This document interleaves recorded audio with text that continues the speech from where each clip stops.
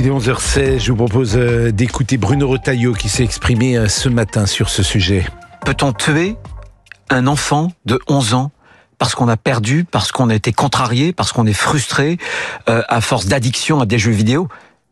Ce qui montre bien d'ailleurs que les écrans, les jeux vidéo, il faut y faire très attention. Mais très franchement, de là à commettre cet acte absolument irréparable, c'est absolument terrible. Et ça montre un ensauvagement, ça montre quelque chose quand même de notre société.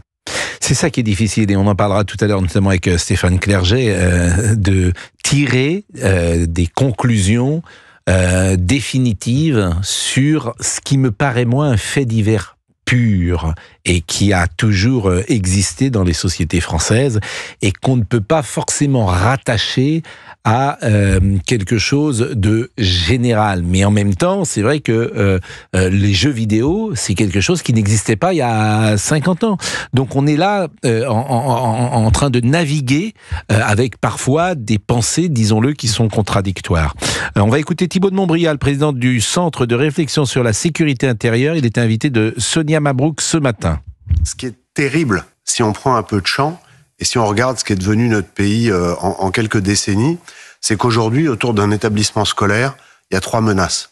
La première, c'est la menace du prédateur contre les enfants, qui est une menace séculaire et qui malheureusement a toujours fait partie des sociétés humaines, mais c'est pas pour ça, évidemment, qu'il ne faut pas tout faire policièrement et judiciairement pour la minimiser. La deuxième, c'est la menace terroriste. Et puis la troisième, c'est sans doute la plus terrible en termes sociétal, c'est que désormais, il y a une violence des jeunes et des mineurs absolument terrifiante, avec une banalisation absolue d'un passage à l'acte avec des armes blanches. Et puis, je voulais vous faire écouter Naïma M. Fadel, qui est une éditorialiste qui intervient régulièrement sur l'antenne de CNews et sur Europe 1, et elle disait, hier, elle portait la voix, j'imagine, de milliers et peut-être millions de femmes, et peut-être l'avez-vous écouté. Géraldine, c'est d'ailleurs la question que je vous ai posée hier, est-ce que votre fille est géocalisée? Oui, elle l'est. Et vous m'avez dit oui, bien sûr. Et votre fille, elle va donc en métro à l'école? Je l'accompagne en métro, je la laisse à la station de métro et elle a à peu près 5-7 minutes de marche où je ne suis pas totalement sereine. J'attends le texto pour me dire « Maman, je suis arrivée ». Bon, elle a 13 ans 12, oui. 12 ans, et ça fait partie de la responsabilité aussi d'un enfant à 12 ans, 13 ans dans Paris qui doit pouvoir se mouvoir tout seul. Exactement, elle n'a pas envie que sa maman l'accompagne devant le collège, ce qui est naturel. Exactement. Je vous propose donc d'écouter Naïma M. Fadel qui, avec beaucoup d'émotion, hier soir sur CNews, traduisait, je le disais, la pensée de beaucoup de parents. Je ne l'ai jamais fait à tracer mes enfants, j'ai 4 enfants. J'ai ma gamine de 25 ans, je la trace maintenant. T'imagines? T'imaginez? Donc venir dire comme ça, d'une manière tout à fait détachée, on ne peut pas être détaché. Parce qu'aujourd'hui, dans notre pays, on est en insécurité. On a peur pour nos enfants. Moi, la petite Louise, ça aurait pu être mon enfant. Il y a quelques années, quand je l'ai laissé rentrer de l'école, en primaire déjà, ils allaient à l'école, ils rentraient de l'école. Là, j'ai une gamine de 25 ans que je géolocalise. Et elle le sait. Vous voyez? Et je lui dis, tu prends un Uber. Le soir, quand tu as fini, à 11h, tu prends un Uber. Et je veux que quand tu rentres, tu me le dises. Et quand je m'endors, je me réveille pour regarder si ma gamine est bien rentrée à la maison. Voilà la situation dans laquelle on est aujourd'hui. Donc il faut savoir entendre cette douleur aussi, et notre peur. Et nos politiques doivent se saisir de tout cela. Il faut protéger nos enfants, les innocents. C'est eux qu'il faut protéger en premier. Naïma M. Fadel, hier soir sur l'antenne de CNews. Alors, François Daoust qui écoute, qui est ancien directeur de l'Institut de recherche en criminologie de la Gendarmerie nationale. Aujourd'hui, vous êtes à la retraite, si j'ai bien compris. Alors, oui et non. Oui, de l'Institut de recherche criminelle à la Gendarmerie. Non, parce que je suis toujours le directeur du Centre de recherche à la Gendarmerie nationale et je suis aussi le directeur de l'école de sciences forensiques, c'est-à-dire la criminalistique à l'université Cergy-Paris. Donc, enfin, la question que je voulais vous poser, c'est vous êtes entré dans cette vie professionnelle il y a combien de temps? Il y a plus de 35 ans. Bon, est-ce que vous diriez aujourd'hui que chez notamment ces jeunes gens, les choses ont changé, une violence est plus grande, ou est-ce qu'elle est séculaire parfois? Et si cette violence a changé, en quoi a-t-elle changé? Comment a-t-elle changé?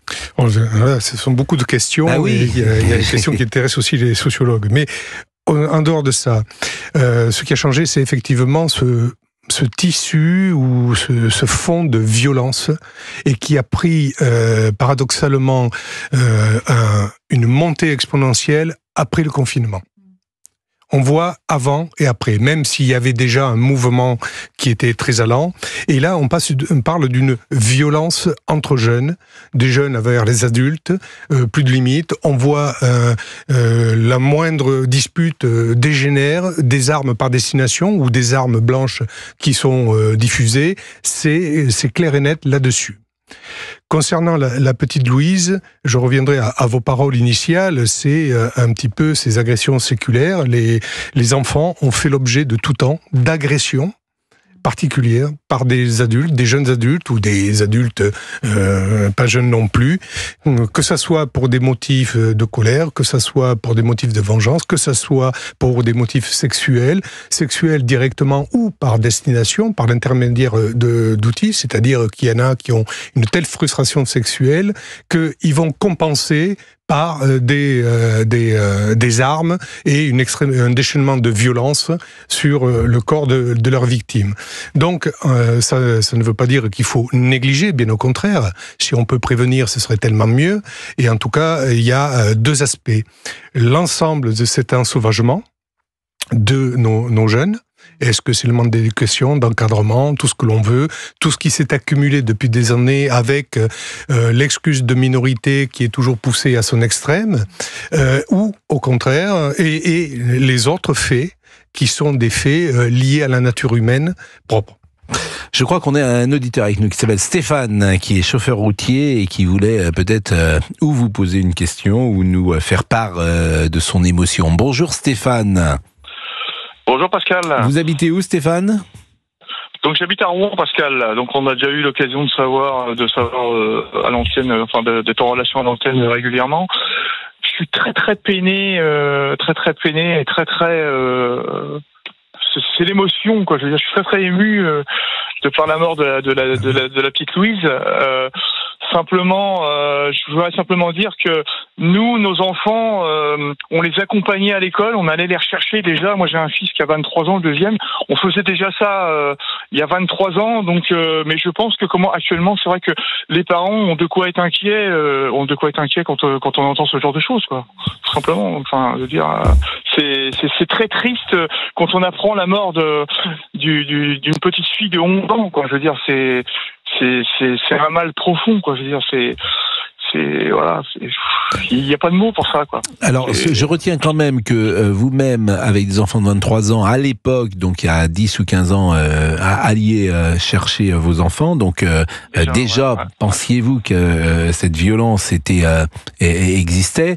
Et je fais le parallèle avec ma génération, où ces sujets-là n'existaient pas. Je peux témoigner que l'été, je partais, j'avais 8 ans, 9 ans, et j'allais tout seul sur la plage du Pouliguen, quittant ma maison, et que jamais mes parents m'ont même dit, je crois, attention, Alors on disait si tu rencontres quelqu'un, on disait les choses qu'on disait banalement, tu cours, oui. Ou des choses comme ça, mais en fait, non seulement ça n'existait pas, mais il n'y avait pas ou si tant est que ça existe, c'était tout à fait rarissime, et de la même manière, on allait à l'école à pied. Bien évidemment, tout seul, exactement. On partait le matin, on partait le soir, etc. Donc ce climat-là n'existait pas. Donc c'est la question d'ailleurs que je posais à Monsieur Daoust. C'est toujours difficile d'ailleurs parce que ce qui est difficile, c'est d'avoir des statistiques précises qui mettent en fiche l'impression que nous avons. Mais il est certain aujourd'hui que cette affaire du couteau fait que dès que tu vas dans un endroit public, et dès que le ton monte, tu penses que la personne en face de toi peut sortir un couteau.